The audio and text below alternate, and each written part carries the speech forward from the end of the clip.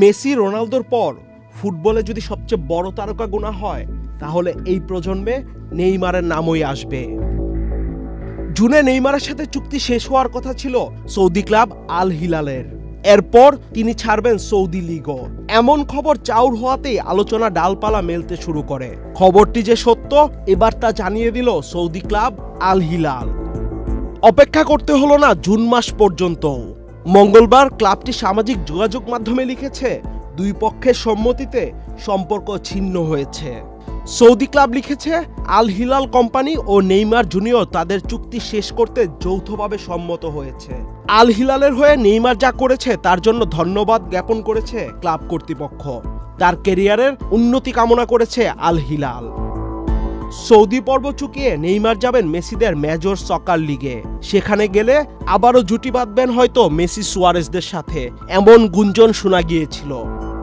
মাঝে তো কথা উঠে আবারও বার্সায় ফিরতে পারেন নেইমার।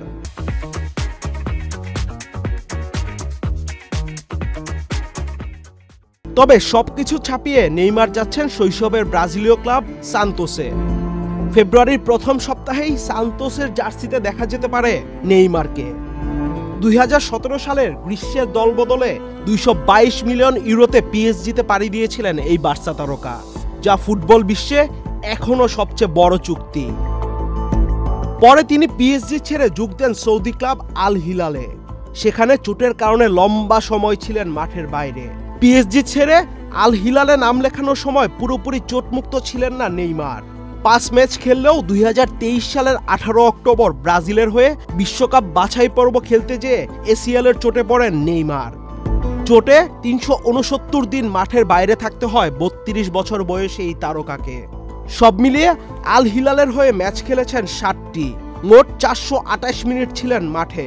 গোল করেছেন 1টি, অ্যাসিস্ট করেছেন 2টি। বলে রাখা ভালো, চোটের কারণে নেইমার এখনো মাঠের বাইরে আছেন।